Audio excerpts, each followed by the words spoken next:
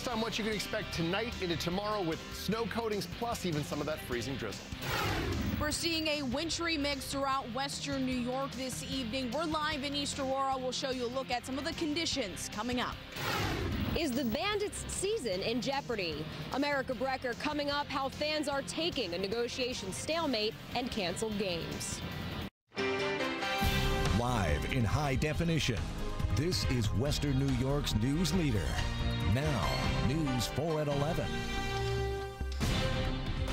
Snow and freezing rain have been falling all over western New York tonight, and it's going to make for a major mess on the roads tonight and tomorrow morning. Good evening, everyone. A winter storm warning is in effect for much of the area tonight. We have team coverage of the biggest storm of the season so far. Rachel Monjovi is in East Aurora, where an icy mix is making for some slick roads.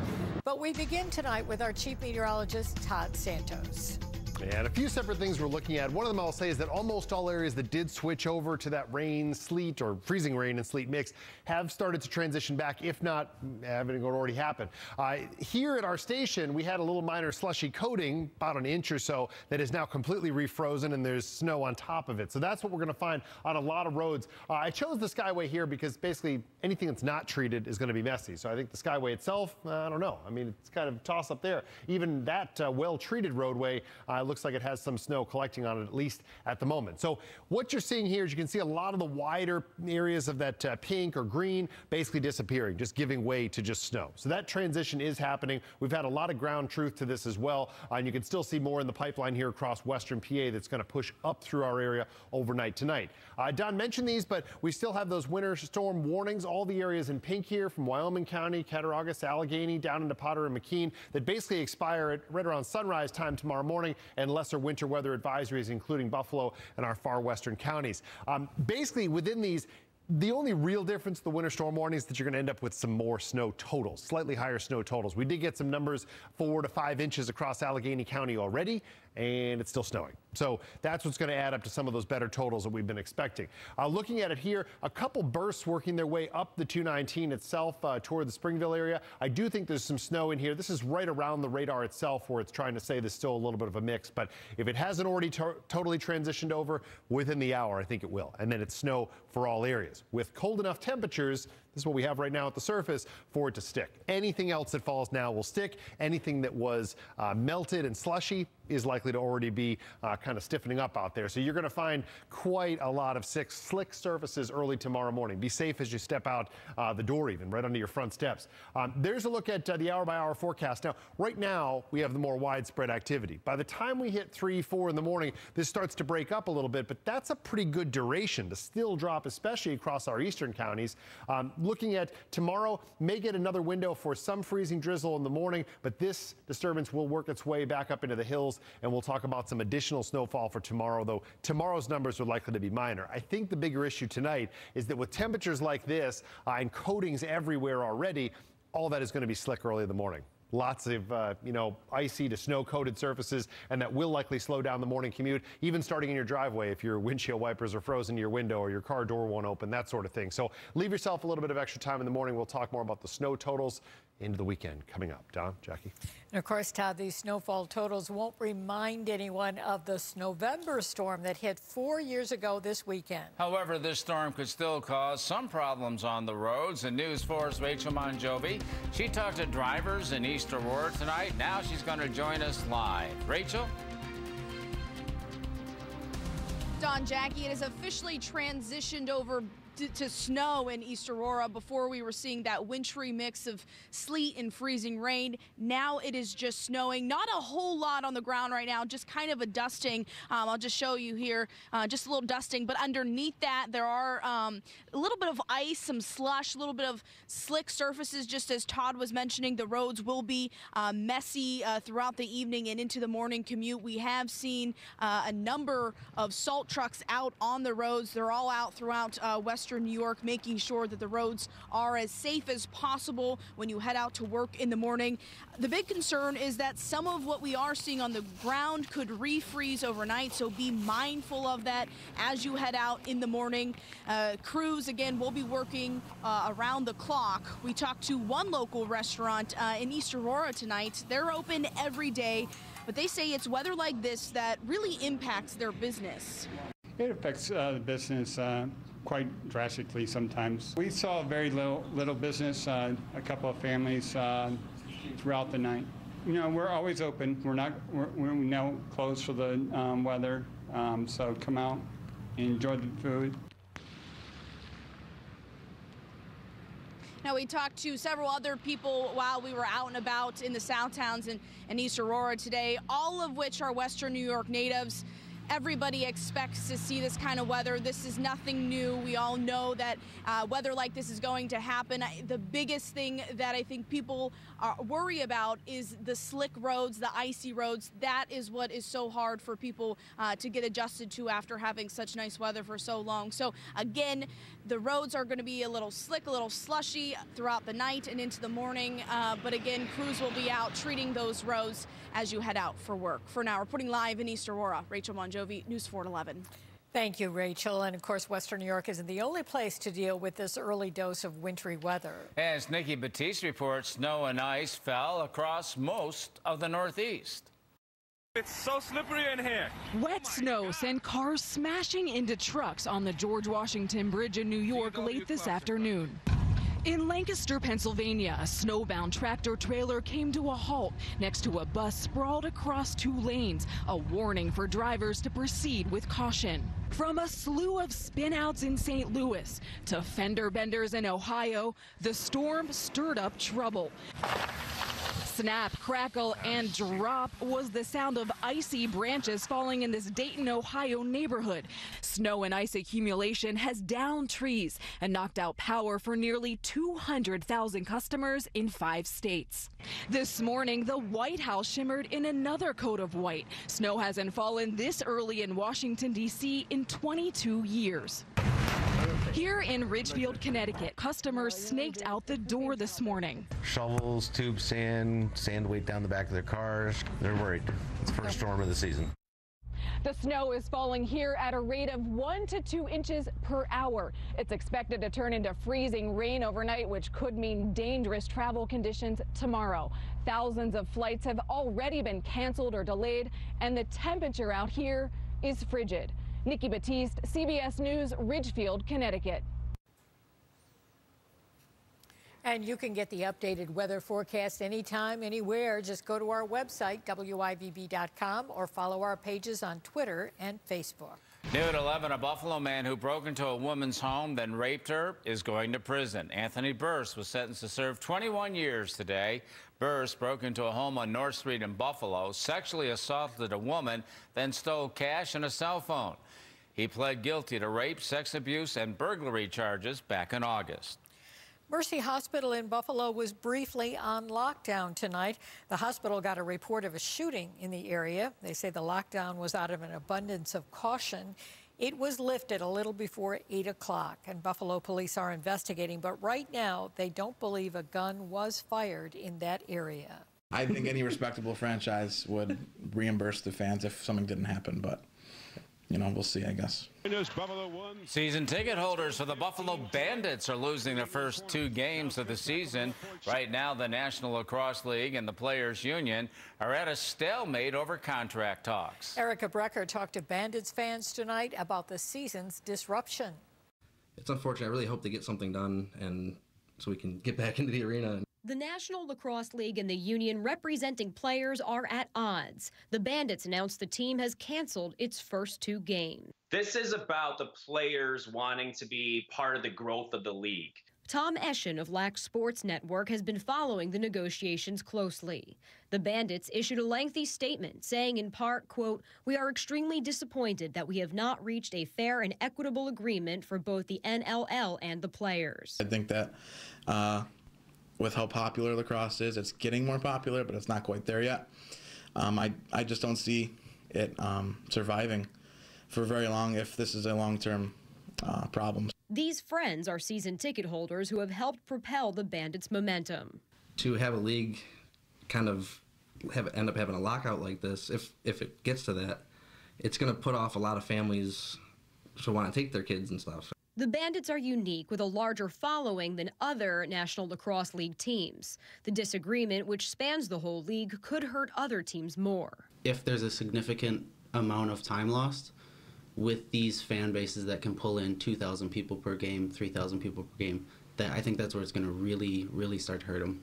Meanwhile, it's unclear what happens for season ticket holders. The Bandits say they're communicating with fans, but nothing has been decided yet. Jake Tholman founded the Bandits Mafia Group. It kind of hurts a little bit, you know, we support this team so much, and we go in and we spend our money on tickets and merchandise and food and drinks. I think the purebloods of lacrosse would be like, okay, we'll wait it out. But those casual fans, it's going to be harder for them to latch on when there's so much instability. Meanwhile, the league just launched 2 new franchises. And both those cities have been selling tickets and building up a fan base, and then all of a sudden you say, oh, we're canceling the first 2 weeks of the season. During a normal home game, around 10,000 fans or even more would pack the stands here, but for now, that won't be happening. Reporting from KeyBank Center, Erica Brecker, News 4. Coming up, why a local Republican lawmaker might support Democratic leader Nancy Pelosi for Speaker. Plus, rising stars. Hear how much money was raised over the last few weeks that might make a world of difference for people fighting a devastating disease. Well, Mercy Flight showed off the newest additions to its fleet today. They unveiled 3 brand new Bell 429 helicopters. Mercy Flight got them with the help of a $23 million loan through a Department of Agriculture program. These will replace 4 helicopters that have been in use for more than 30 years. I have overwhelming support in my caucus to be Speaker of the House. The first woman to be Speaker of the House in Congress wants her old job back. Nancy Pelosi hopes to be re-elected House Speaker when the new Congress convenes in January. But this is far from a slam dunk. Pelosi was House Speaker from 2007 until Republicans regained control of the House in 2011. But Democrats took back the majority last week. Several Democrats have already said they would like to see new leadership. 2 of Western New York's 3 congressmen are split, but not in the way you might think. The issue is, after 16 years of the same leadership, we need a new direction. And that's what people voted for this November, and I think that's what people are looking for in the new Congress. You're obviously a Republican. Sure. I mean, how much of a backlash would you get for supporting Nancy Pelosi? You know, obviously there'd be a significant backlash, but I firmly believe if you do the right thing for the right reason, the right things will happen in life. And this is that moment. And the new Congress will be sworn in on January 3rd. Now, with the midterms out of the way, President Trump blasted the Mueller investigation. Nicole Killian is at the White House with details on what the president had to say. President Trump took to Twitter on a snowy Thursday morning to vent frustration about Robert Mueller's investigation into Russian interference in the 2016 election.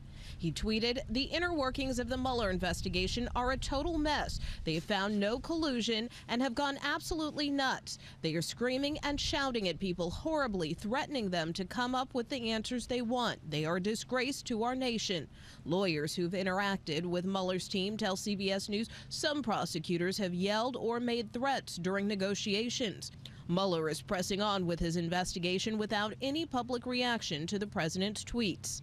President Trump's decision to appoint Matthew Whitaker, who's been a critic of Mr. Mueller as the acting attorney general, has sparked new concerns on Capitol Hill. The president is trying to undermine the investigation. The priority here has to be to protect the special counsel.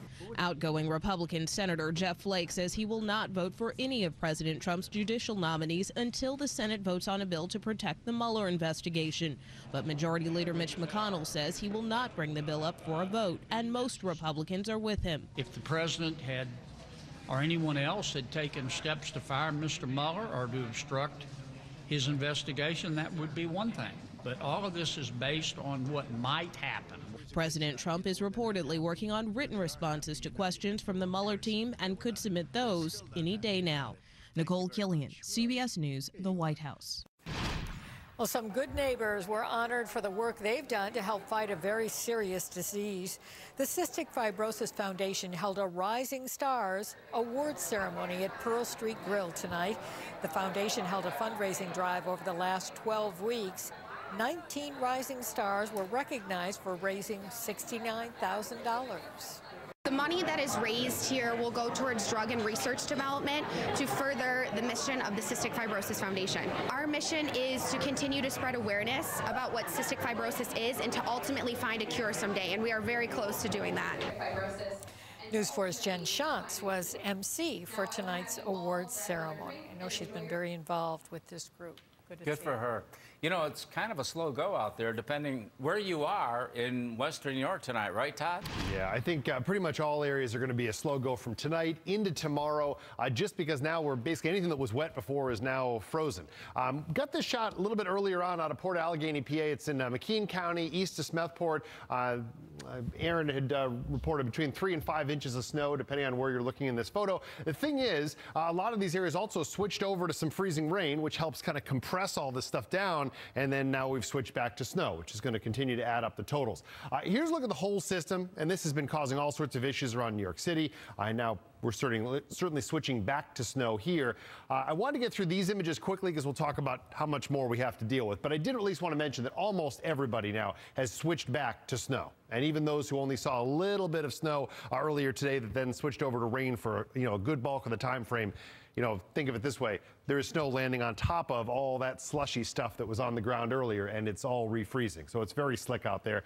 Same story across our southern tier, and you can see more working its way up in across McKean County and the higher elevations as well as the lower elevations. So hour-by-hour forecast starts off with snow for all areas, 11 p.m. And then you work into the early morning. By the time we hit 3 to 4 a.m., we start to see some bigger breaks in the snow showers. That should hopefully get some of the plows out there and a lot of those salt treatments and that thing working before everybody hits the road for the morning commute.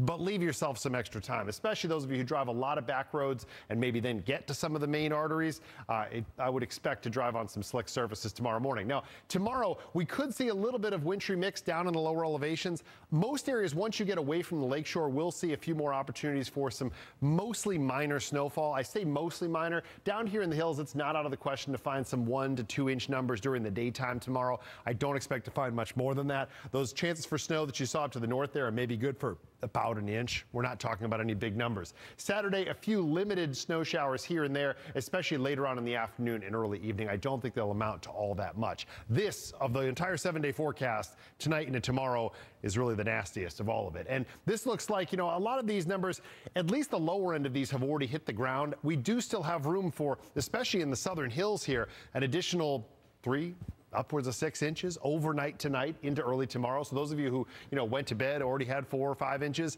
you're going to add on to that. Up around Buffalo, again, some of these coatings are going to still be an issue as far as clearing things out because some of it's been compressed just with all the rain that we've been dealing with. Now, though, well, there's a look at temperatures. You get the idea. It's all refreezing and very quickly. 26 right now in Wellsville, 31 in Buffalo. Breeze is not really much of an issue at the moment. Into tomorrow, notice this starts tomorrow evening, late afternoon, early evening. We're going to find gusts into the 30-mile-per-hour range, or at least upper 20s to low 30-mile-per-hour range. That could be an issue with some trees, especially if there's any snow collected on trees. So isolated power outages are not out of the question. Thankfully, the ice hadn't accumulated anywhere else too much to cause any bigger issues. I checked power outages coming in here. There are about 400 total across western New York so far. So looking good at the moment. There's a look at tonight. Temperatures below freezing for all areas. Tomorrow, we only get numbers mostly into about the mid-30s. That's really about it. Winds gusting upwards of 35 miles per hour late in the day, and that could cause at least some issues as far as, tree branches and that kind of thing. But into the weekend, conditions for the most part quieter. We will deal with at least some limited snow here and there, as I mentioned on Saturday, but for the most part, as far as the shovels and those of you who rely on plowing and that sort of thing, it's mainly tonight into early tomorrow. Certainly check with News 4 Wake Up in the morning for updates, and of course our closings and cancellations. They'll be updating those if there are any. I know there were a few delays, I think, in the southern tier as of earlier on. Okay, great. Thanks, Todd. Sure. Coming up, the Sabres continue to win. Hear from the man in net on why they've been having recent success. And it might be cold outside, but Harbor Center was heating up. We've got the highlights from a Big Four rivalry.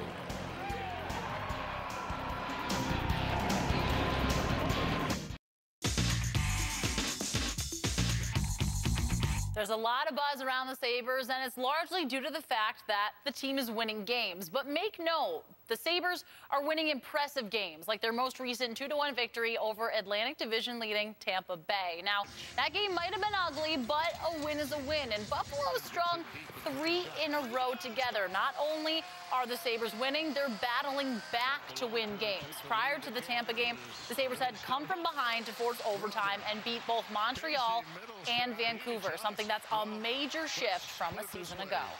I think they talked about last year they lost a lot of one-goal games, and maybe tonight was one of those games they lost 3-2 and said we find a way to win 2-1. It's just those little things, and we look at the games where our penalty kill has been really great, and we've got a power play goal, and those are the things that are the big difference maker right now. And especially in this league, there's so much parity. It just shows that anybody can beat anybody on any given night, and for us, we just got to keep that consistency in our game. It's a credit to our guys, right? We've said this now for 3 games where we didn't play our best, but we still found a way to win, and that's a credit to our players in that room. On the far side. And the Sabres will look to go for that 4th straight win Friday night when they travel to Winnipeg to face the Jets. The UB football team had the chance to go to Ohio, win their 10th game in a season for the first time in program history, and capture the MAC East title. However, the Bobcats spoiled the Bulls' MAC championship bid, at least for now. Now, the Bulls dropping their 2nd game of the season 52-17 yesterday after an opening drive touchdown from quarterback Tyree Jackson. The Bobcats would take over. They went on a 24-3 run to pretty much put the game away. The Bulls' MAC East title hopes will have to wait one more week. They can still clinch the division and punch their ticket to the MAC championship, though, with a win next Friday over Bowling Green. We got to bounce back, and but again, I still love this team, and I love what they're about, and the resiliency of what they'll be, and I'm confident they'll have a good week of preparation. It's football in November. That's what you sign up for. That's what you want to be a part of. You want to be a part of these must-win games in November, and we got to be ready, like I said, for Bowling Green, because they have great athletes and they're a good team, and we can't take them lightly.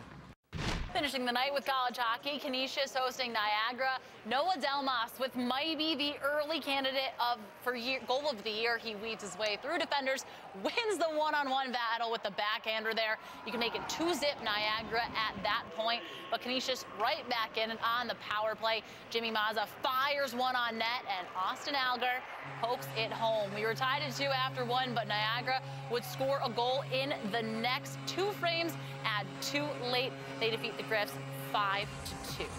So pretty exciting. Gotta love college hockey. You talk about football in November. We get hockey in November. It's a great time. What else you want? I know, right? Really? Fantastic. All right, Jenna. We'll have those winning lottery numbers when we come back.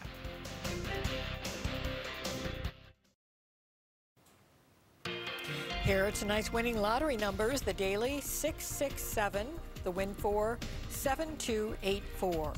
Your cash for life winners are 15, 24, 36, 37, 41 with a cash ball of 2. And the take 5 winners tonight, 1, 3, 4, 35, 36. And at least the 6 a.m. time frame, we'll still probably find at least a few snow showers here and there across western New York. Through the middle of the day, those of you in the higher elevations have a better chance of dealing with some additional snow. Here in Buffalo, I put a mix on there because I do think we'll see, like today, some snowflakes, some freezing drizzle early on, and then it really becomes some sleet and some rain. That's what we'll deal with on and off during the daytime tomorrow. Be safe in the morning. Yeah, take your time, right? Yeah. All right. Thank you for ending your day with us. You can always find the news at WIBB.com. The Wake Up Crew will be right here to start your day at 4:30 a.m. We thank you for being with us. Good night.